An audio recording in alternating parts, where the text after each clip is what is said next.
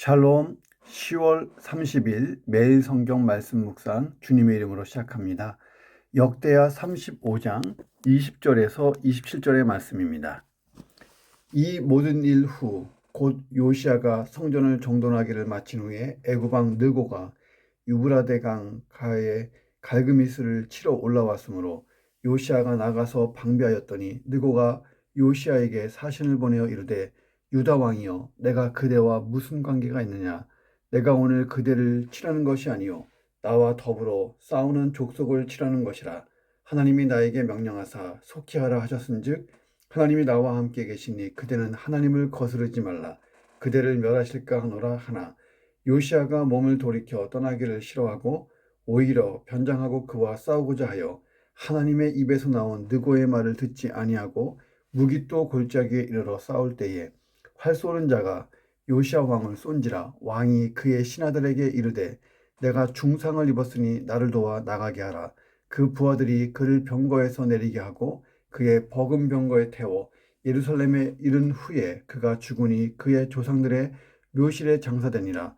온 유다와 예루살렘 사람들이 요시야를 슬퍼하고 예레미야는 그를 위하여 애가를 지었으며 모든 노래하는 남자들과 여자들은 요시야를 슬피 노래하니 이스라엘의 규례가 되어 오늘까지 이르렀으며 그 가사는 애가 중에 기록되었더라. 요시야의 남은 사적과 여호와의 율법에 기록된 대로 행한 모든 선한 일과 그의 처음부터 끝까지의 행적은 이스라엘과 유다 열왕기에 기록되니라. 아멘. 자, 오늘 본문의 내용은 이런 것입니다. 무기또 전투가 벌어졌고 요시야 왕이 이 전투에서 죽었다는 거예요. 예레미야 선지자가 요시야를 추모하면서 애가를 썼다 하는 내용들을 다루고 있습니다. 짧은 구절인데 굉장히 중요한 내용을 담고 있습니다. 이 본문의 말씀을 묵상해 봅니다. 첫 번째, 세상의 모든 것이 하나님의 사역의 도구가 될 수 있다 하는 것입니다. 세상의 모든 것은 다 하나님의 사역의 도구가 될 수 있다. 자, 바벨론이 메소포타미아 지역의 새로운 강자로 급부상하기 시작합니다. 자, 아수르의 수도 니느웨를 함락시켰어요. 자, 아수르의 잔존 세력은 하란 지역으로 밀려나갔습니다. 자, 애굽 왕 느고가 생각하는 거예요. 내가 이때 아수르의 잔존 세력을 도와줘서 이 바벨론의 세력을 꺾어놔야 된다. 그렇지 않으면 후환이 있다. 바벨론이 우리를 쳐들어올지 모른다. 이렇게 생각하고 바벨론과의 전쟁을 생각하고 출전을 했다는 거예요. 장기적으로 애굽에게 위협이 되는 것을 제거한다. 바벨론을 미리 꺾는다는 계획이었어요. 자, 문제는 유프라테스 강변에 갈그미스를 치기 위해서 남유다 지역을 통과해야 된다는 거예요. 자, 이 소식을 들은 요시야 왕이 깜짝 놀랐어요. 자, 그리고 애굽 왕 느고의 군대를 저지하기 위해서 출전합니다. 자, 여기까지만 보면 요시야가 바벨론하고 한 편인가? 바벨론에 무슨 사주를 받았나? 아니, 바벨론을 좋아하는가? 이렇게 착각할 수 있습니다. 자, 요시야가 애굽 왕 느고의 군대를 저지한 이유, 왜 그랬을까? 아니, 바벨론과 지금 애굽이 싸우려고 하고 그 사이에 지금 밀려난 아수르가 껴있는데 남들이 싸우고 있는데 왜 조그만 나라 남유다에 요시야 왕이 끼어드냐 하는 거예요. 자, 요시야 입장에서 봅니다. 요시야 입장에서 이 국제 정세를 보면 이런 거예요. 요시야 입장에서 아수르가 재건되면 안 되는 거예요. 왜냐하면 그대로 망해야 됩니다. 왜냐하면 아수르에 대한 트라우마가 너무 심해요. 과거 아수르는 히스기야 왕, 므낫세 왕 때에 남유다에게 얼마나 많은 피해를 줬는지 몰라요. 전 국토가 막 쑥대밭이 됐으니까. 자, 아수르는 유다에게는 최고의 위협 세력인 거예요. 자, 그래서 요시야는 아수르가 재기하는 게 두려웠던 거예요. 차라리 지금 이 바벨론에게 빨리 망해버려야 돼요. 그러니까 지금 아수르를 재건시키려고 도와주러 가는 이 애국 군대가 달갑지 않은 거예요. 자, 좀 이해하기 어려운 내용이 나오죠. 요시야가 군대를 이끌고 느고를 대적하려고 하는데 애굽 왕 느고가 요시야에게 건넨 말이 있어요. 유다 왕이여, 내가 그대와 무슨 관계가 있느냐? 내가 오늘 그대를 치려고 하는 게 아니다. 나와 더불어 싸우려고 하는 족속을 치려는 것이다. 다시 말하면 바벨론하고 지금 전쟁하는 거다. 자, 하나님이 나에게 명령하셨다. 속히 이 전쟁을 하라고. 하나님이 지금 나 바로 느고와 함께하고 있는데 요시야, 당신이 누군데 지금 하나님을 거스르냐? 하나님을 거스르지 마라. 잘못하면 당신 망한다. 자, 이 불신자의 말을 어디까지 믿어야 될까요? 하나님이 그렇게 말씀하셨다는데 자기에게. 자, 요시야가 느고의 제안을 무시했어요. 그리고 바로 느고하고 싸우다가 전사합니다. 자, 애굽은 바벨론과의 갈기미스 전투에서 패배해요. 자, 그 결과 바벨론의 군대가 남유다까지 들이닥칩니다. 자, 요시야가 느고의 길을 막지 않았다면 바벨론을 애굽이 이길 수도 있지 않았을까요? 자, 그러면 요시야도 전사하지 않고 남유다도 침략받지 않고, 자, 이렇게 되는 거 아닙니까? 자, 이렇게 보면 정말 느고가 하나님께로부터 바벨론과 싸우라는 명령을 받은 것인가? 자, 성경은 옳다 그르다에 대해서 침묵하고 있습니다. 자, 우리가 이것을 알아야 돼요. 하나님은 신자의 하나님이지만 동시에 불신자들의 하나님도 되십니다. 이게 무슨 뜻이냐면 하나님의 주권과 섭리를 벗어나는 사람은 신자든 불신자든 없고 어떤 사건도 하나님의 주권과 섭리를 벗어나지 못한다는 거예요. 자, 지금 일어나고 있는 이 모든 일도 다 하나님의 주권과 섭리 안에서 일어나고 있다는 거예요. 자, 결과를 놓고 보면 요시야가 하나님의 뜻을 제대로 분별하지 못한 잘못이 있어요. 왜냐하면 전사했잖아요. 그렇다고 애굽의 바로느고가 의인도 아니에요. 그는 다만 애굽의 이익을 위해 바벨론과 싸우러 간 것뿐입니다. 역대하 34장 보세요. 훌다 선지자의 예언이 있죠. 남유다가 하나님의 심판을 피하지 못할 것이다. 다시 말하면 먼 훗날 바벨론에게 망하는 거예요. 다만 요시야는 선한 왕이니까 그의 시대에 남유다가 멸망하지는 않는다. 이것이 하나님의 계획이었다는 거예요. 자, 바사왕 고레스가 바벨론을 정복하고 유다 백성들을 귀환하도록 해방시켰어요. 하나님의 계획을 실현한 것이고 예언들을 성취시킨 사건입니다. 그렇다고 이 고레스가 경건한 사람이라 하나님을 정말 신실하게 믿는 사람이라 그렇게 했을까? 아니라는 거예요. 고레스는 그냥 자신의 정복욕에 따라서 바벨론을 정복했고 자신의 정책에 따라서 포로들을 귀환시킨 거예요. 자, 그로 인해서는 하나님께 받을 상이 없어요. 상급이 없어요. 자, 그런데 그 모든 일이 다 하나님의 백성에게 유익이 됐죠. 자, 세상의 모든 일이라는 것은요, 다 하나님의 주권과 섭리 안에서만 일어나요. 의로운 하나님의 백성들에게 이 모든 일이 항상 유익이 되도록 끝납니다. 자, 그로 인해서 불신자들이 받을 상은 없어요. 그들은 그냥 그들의 소견에 옳은 대로 했을 뿐이에요. 믿음으로 행한 일이 아니에요. 자, 그런데 하나님의 백성들이 하나님의 일을 위하여 사용되었다면 그에게는 상급이 있는 거예요. 순종하고 하나님의 일을 감당한 하나님의 백성들에게는 상급이 있어요. 자, 그 모든 일이 하나님의 주권과 섭리 속에 일어나는 일이지만, 자, 믿음으로 행한 일에 대하여 신자에게는 상급이 있지만 불신자들은 믿음으로 행하는 일이 아니고 그냥 자기들 생각대로 하는 것이기 때문에 어떤 결과가 좋았다고 해서 상을 받지는 못합니다. 자, 그래서 우리가 대통령이나 위정자들이나 따질 때에 대통령이 신자냐 불신자냐, 어떤 정치가가 신자냐 불신자냐 막 따져가면서 편가르기 하고 대할 필요는 없어요. 자, 불신자의 선행, 악행에 대해서도 논쟁할 이유도 없습니다. 다 그냥 하나님의 도구로 사용돼요. 불신자들의 선행을 쓰시기도 하고 악행을 쓰시기도 합니다. 다만 우리는 영적 분별력을 가져야 돼요. 지혜롭게 하나님의 뜻이 무엇인지, 섭리가 무엇인지를 발견하고 그에 따라서 때로는 반대할 땐 반대하고 때로는 찬성할 땐 찬성하고 도와줄 땐 도와주고 행동해야 된다는 거예요. 자, 요시야의 안타까운 죽음이 여기서 발생했다 하는 거예요. 자, 세상 모든 일은 다 하나님의 섭리와 주권 속에 있다. 자, 바로느고가 그런 이야기를 막 건넸을 때, 야, 하나님이 나에게 바벨론과 싸우라고 명령하셨어. 그러니 요시야 왕, 나 막지 마. 막으면 당신 큰 화를 입어. 당신이 어떻게 하나님을 대적할 거야? 막 이렇게 물어봤을 때 요시야가 좀 더 영적 분별력을 가지고 기도하고, 하나님, 이게 무슨 뜻인가요? 제가 이 전쟁에 나가야 될까요? 말아야 될까요? 내가 지금 물러나는 게 맞나요? 어떻게 하나요? 이게 기도했다면 이야기는 달라졌을 거예요.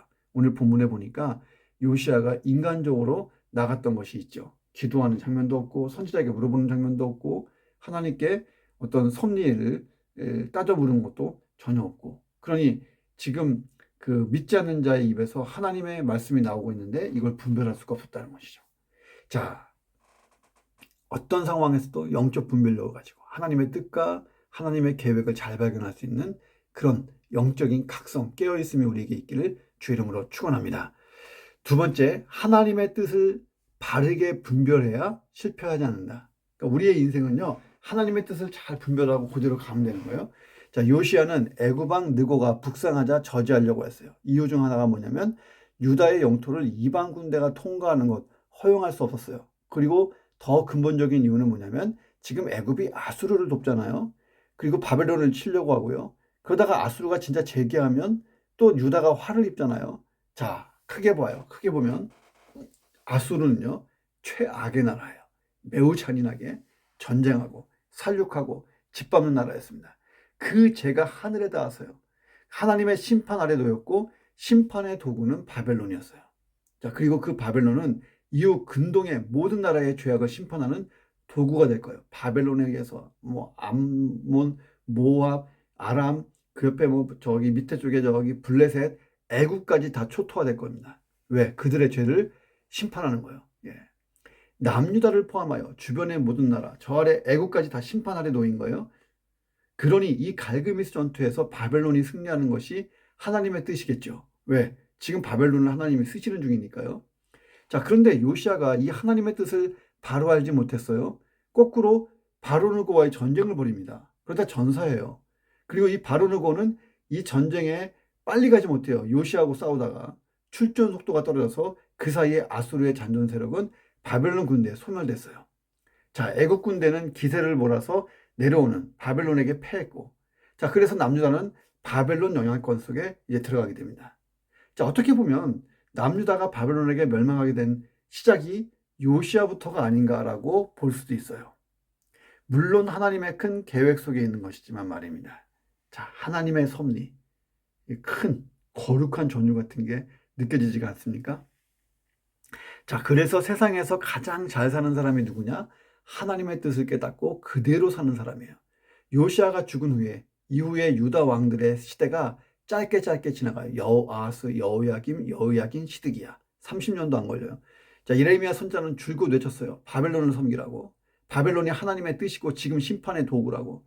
하나님이 남유다가 바벨론을 섬기게 함으로써 징계하실 거라고. 그 징계를 성결하게 그리고 거룩하게 통과하면 70년 뒤에 이 징계도 끝나고 남유다는 회복된다고.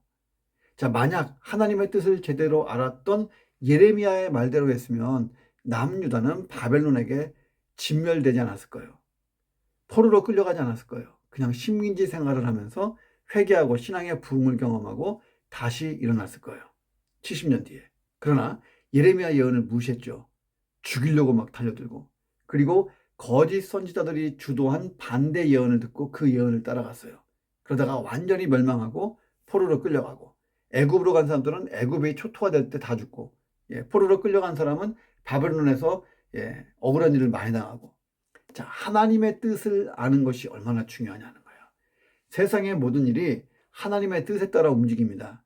자, 그런데 어떻게 하나님의 뜻을 알 수 있냐는 거예요. 하나님은 반드시 말씀의 근거에서 일하셔요. 구약시대에는 선지자에게 하나님의 말씀을 직접 주셨어요. 직접 계시. 그리고 그대로 주신 말씀대로 행하셨습니다. 자, 그런데 신약시대에는요, 기록된 말씀을 따라서 일하세요. 성경이 이미 완성됐잖아요. 성경을 벗어나 일하지 않는다는 거예요, 하나님은. 너무 직통계시 좋아하지 마세요. 하나님은 성경 말씀을 통하여 일하십니다. 그러니 우리가 말씀을 깊이 묵상하다 보면 하나님의 뜻을 잘 발견할 수가 있다는 거예요. 그러니 말씀을 가까이 함이 내게 복이 되는 것입니다.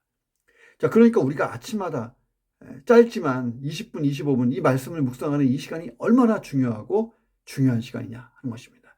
자, 오늘도 이 중요한 말씀 묵상 시간으로 인하여서 하루가 윤택하고 형통하기를 주의 이름으로 축원합니다. 세 번째, 하나님의 뜻을 거슬러 행동하는 것을 주의해야 한다는 거예요. 23절 보세요. 활 쏘는 자가 요시야 왕을 쐈어요. 왕이 그의 신하들에게 이르되 내가 중상 입었다. 나를 도와서 이 전쟁터에서 나가게 해라. 자, 요시야가 변장을 하고 전쟁에 출전해요. 자, 그런데 활 쏘는 자가 요시야 왕을 쐈고 중상을 입고 죽게 됐습니다. 자, 활 쏘는 자가 어떻게 요시야 왕을 발견했을까요? 변장하고 출전했는데. 자, 이 활 쏘는 자는요, 그냥 남유다 군대를 향해서 그냥 화살을 쏜 거예요. 우리 어르신들이 가끔 얘기하잖아요. 야, 전쟁 나봐.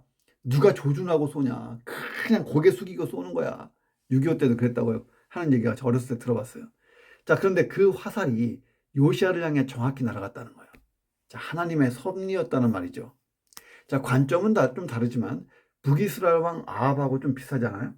남유다 왕 여호사밧이 왕복을 입고 출전하고 자기는 일반 군사 복장으로 출전하는 꼼수를 썼어요. 예, 아합이. 자, 그런데 아람 군사가 쏜 화살에 정확히 아합이 맞아 죽습니다. 자, 인간적인 관점에서 보면 전쟁 중에 일어난 우연한 일 같지만 세상에 우연은 없어요. 하나님의 간섭하에 일어나는 것입니다. 요시야가 화살에 맞은 것도 그가 하나님의 말씀에 그 뜻을, 말씀을 잘 분별하지 못하고 무모하게 출전한 데에 대한 하나님의 징계였다는 거예요. 자, 요시야는 아합처럼 고의적으로 하나님 말씀을 무시하고 출전한 것은 아니에요. 자기 뜻과 생각이 맞다 생각해서 나간 거예요. 자, 아합은 죽음을 예고한 선지자의 말을 무시하고 나갔어요. 거짓 선지자들의 선동을 따라 전쟁에 나갔다가 죽음을 맞이했어요. 자, 그럼에도 요시야의 행동이 하나님의 말씀을 거슬러 행한 것이 됐어요. 그렇죠? 동일한 죽음을 맞이했다는 거예요. 자, 그래서 우리는 생각지도 못하는 사이에 하나님의 뜻을 거슬러서 행동하는 것에 주의해야 됩니다. 하나님의 뜻을 몰랐다, 인식하지 못했다. 예. 그래서 하나님의 뜻을 거슬러 행동할 수도 있어요. 자, 그리고 결과가 안 좋을 수도 있습니다. 예. 심지어는 나쁜 목자를 따라갔다가 망하는 경우도 있죠. 예. 자, 그래서 하루를 시작하면서 우리가 이런 기도 제목으로 기도해야 돼요. 하나님, 오늘도 나의 모든 말과 행동이 하나님 뜻 안에 있게 해주시고 하나님의 뜻을 벗어날 때는 내게 사인 주시고 깨닫게 하시고 하나님 또 정지시켜 주시고 하나님 또 저를 바로 인도해 주셔서 늘 하나님 뜻 안에 있게 해주세요. 내 말도 행동도. 이 기도가 참 중요합니다. 하나님의 뜻을 깨닫지 못했다 해도 최소한 하나님의 뜻을 거슬러 말하거나 행동하지는 말아야 된다는 거예요. 다수가 다 옳은 것도 아니고 소수가 다 옳은 것도 아니에요. 하나님의 말씀만이 정답인 것입니다. 우리가 하나님의 뜻을 잘 깨닫지 못하고 거슬러 말하거나 행동할 때는 언제일까? 예. 내가 하나님의 뜻을 잘 깨닫지 못하고 거꾸로 하나님을 대적하는 반대 입장에서 행동하거나 말할 때 언제일까요? 죄 가운데 있을 때예요. 교만할 때, 탐욕이 가득할 때, 분노하고 있을 때, 내가 인생의 주인 행사할 때, 말씀을 멀리할 때, 예배드리지 않고 있을 때 등등이 그럴 때예요. 자, 그래서 오늘도 내 영안이 밝아야 된다는 거예요. 성령님의 인도하심을 잘 받는 하루가 되시기를 주님 이름으로 축원합니다. 네 번째, 사람의 눈에는 불행해 보이나 사실은 축복이 될 수도 있다. 자, 24절 25절 보세요. 그 부하들이 요시야 왕을 병거에서 내리게 하고 그의 버금병기에 태워서 예루살렘에 이른 다음에 요시야 왕이 죽었어요. 그의 조상들의 묘실에 장사됐어요. 온 유다와 예루살렘 사람들이 요시야를 슬퍼했어요. 예레미야는 그를 위하여 애가를 지었고 모든 노래하는 남자와 여자들이 요시야를 막 슬피 노래했습니다. 얼마나 슬픈 장례식이에요. 자, 요시야의 죽음과 장사에 대한 내용이 적혀 있습니다. 8살에 왕이 됐어요. 8세에. 예. 나라를 위하여 열심히 일했어요. 국군이 기울어질 대로 기울어진 나라를 다시 세우기 위해서 얼마나 심혈을 기울인 인생이에요. 힘을 다 했어요. 자, 이 죽음을 불러온 사건 외에 요시야 왕은 흠이 없는 선한 왕이었습니다. 자, 그래서 온 나라 사람들이 요시야 왕의 죽음을 슬퍼하고 막 펑펑 울었어요. 예레미야 선지자가 애가를 지어 부를 정도니 요시야의 인격과 성품과 신앙이 얼마나 좋은 평가를 받는 사람입니까? 예레미야 선지자조차도 요시야에게 기대를 걸고 살았어요. 이 시대에 뭔가 변화가 있겠지 하고. 근데 그 요시야가 죽었잖아요. 자, 그런데 요시야의 죽음이 과연 그렇게 불행한 죽음일까? 아니라는 거예요.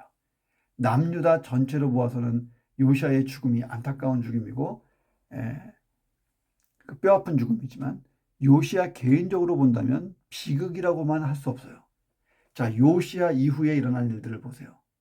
남유다 멸망을 여선지자 훌라가 예언했죠. 훌다가 예언한 대로 남유다는 무조건 망할 수밖에 없어요. 하나님이 버리셨거든요. 하나님이 작정하셨고 바뀌지 않는 이제 확정 판결이에요. 아무리 선한 왕 요시야라 해도 남유다가 멸망하는 것을 막을 수는 없어요. 자, 하나님은 요시야가 충성스러운 인물이기 때문에 요시야 당대에 유다가 멸망하는 일이 없도록 하셨어요. 자, 34장의 여선지자 훌라의 예언을 다시 한번 듣고 싶지 않습니까? 내가 이 유다 땅과 유다 주민들에게 재앙을 내리는데 유다 왕 앞에서 읽은 책에, 그러니까 구약의 율법에 기록된 대로 모든 저주대로 이 백성들을 내가 저주할 것이다. 그러니까 심판할 거라는 거예요. 이 백성들이 날 버리고 다른 신들에게 분향하고 우상 숭배했다는 거죠. 그의 손의 모든 행위가 다 나의 노여움을 샀다. 그러므로 나의 노여움을 이 유다 땅에 쏟아버릴 거고 꺼지지 아니할 것이다. 나라 망한다는 거예요. 자, 그리고 요시아에 대해서 하나님이 하신 말씀이 있죠. 내가 이곳과 그 주민을 가리켜 말한 것을 너 요시아가 듣고 마음이 연약하여 하나님 앞 내 앞에서 겸손하여 옷을 찢고 통곡하였으니 내가 내 말을 들었다. 내가 내게 너의 조상에게로 돌아가서 편안히 그 묘실로 들어가게 할 거고 내가 이곳과 그 주민에게 내리는 모든 재앙을 너는 눈으로 보지 못할 것이다. 다시 말하면 요시아 시대 때에 나라가 망하지 않는다는 거예요. 요시아는 평안하게 죽고 그리고 그 조상들에게 돌아가고 요시아 이후에 나라 망한다. 너는 그 처참한 꼴을 보지 않을 거다. 자, 요시아의 죽음 자체는 비극이에요. 근데 그 비극을 하나님은 요시아를 위한 좋은 일로 만드신 거예요. 자, 이미 말씀하신 대로 요시아 시대에 남유다가 망하지 않았어요. 시드기야 왕 때 망해요. 자, 바벨론에게 멸망해서 나라가 유린되고 처자식들이 자기 눈앞에 살육당하는 것을 봤어요. 내 아내와 자녀들이 내 앞에서 칼에 맞아 죽는 것을 본다는 거. 이게 얼마나 처참합니다. 합니까? 눈이 뽑힌 채 바벨론에 끌려가고요. 자, 요시아가 계속 생존한다면 이 비극을 피해가지 못하는 거예요. 남유다의 멸망 과정에서 일어날 이러한 비극적인 사건을 경험하지 않게 하려고 하나님이 요시아를 일찌감치 부르셨다는 거예요. 다만 요시아가 잘못 판단하고 하나님의 뜻에 거슬러 행동해서 전사하는 그런 안타까운 일로 죽었지만 그 죽음 자체는 요시아에게 축복이 됐다는 거예요. 하나님이 일부러 요시아를 전쟁에 몰아넣고 전사하게 하신 분은 아니죠. 예, 요시아가 잘못한 거예요. 그런데 하나님이 어쨌든 그 요시아의 죽음을 통해서 요시아 시대에 이 저주를 내리지 않고 심판의 날, 끝장나는 멸망은 요시아 이후 때 하신다고 했으니 이제 요시아 시대가 끝나고 이 비극이 시작되는 것입니다. 30년 뒤에 이제 망해요. 남유다가. 자, 요시아는 하나님의 뜻을 분별하지 못해 전쟁에서 죽임을 당했어요. 그런데 하나님은 그 죽음조차 요시아를 위한 배려로 바꾸신 거예요. 요시아의 시신은 유린되지 않았어요. 열조의 묘실에 들어갑니다. 많은 백성들의 슬픈 장례가 진행됐어요. 자, 유다의 비극을 경험하지 않고 세상을 떠났어요. 자, 사업 실패가 불행이지만 궁극적으로 축복이 될 수 있어요. 중한 질병이 비극이지만 이 중한 질병이 축복이 될 수도 있습니다. 그러므로 나타나고 있는 현상만 가지고 일희일비 하지 않기를 주의 이름으로 축원합니다. 하나님의 선하심을 믿으세요. 오늘도 하나님의 선하신 최상의 인도를 믿고 심차게 살아보시기를 주의 이름으로 축원합니다. 기도하겠습니다. 하나님, 세상의 모든 사람, 모든 사건이 다 하나님의 주권과 섭리 안에 있습니다. 제가 이 말씀을 믿습니다. 영적인 분별력과 지혜를 가지고 하나님의 뜻을 잘 분별하고 그 하나님의 뜻에 따라 행하는 신앙의 실천이 있어서 내 인생은 복된 인생이 되게 하여 주옵소서. 하나님의 뜻을 바르게 분별하지 못해서 실패하는 경험이 없게 하시고 말씀 묵상을 통해 하나님의 뜻을 잘 분별하여서 그 뜻대로 행함으로 내가 성공의 인생을 살게 하여 주옵소서. 하나님의 뜻과 거슬러 말하거나 행동하는 것을 항상 주의하게 하시고 그 하나님의 뜻을 깨닫는 데 장애가 되는 교만, 탐욕, 분노, 내가 주인 되는 것, 말씀 멀리하는 것, 예배드리지 않는 것, 이런 것들 다 버리게 하여 주옵소서. 내 영혼의 눈이 밝아지게 하시고 성령님의 인도하심을 잘 받게 하여 주시옵소서. 하나님, 비극도 축복으로 바꿀 수 있는 분이 하나님이십니다. 하나님의 선하신 섭리를 믿습니다. 내 인생을 최상으로 인도하시는 하나님만 절대 의지하게 하시고 하나님이 기대하신 대로 오늘 하루를 잘 살 수 있도록 역사해 주옵소서. 존귀하신 예수 그리스도의 이름으로 간절히 기도드립니다. 아멘.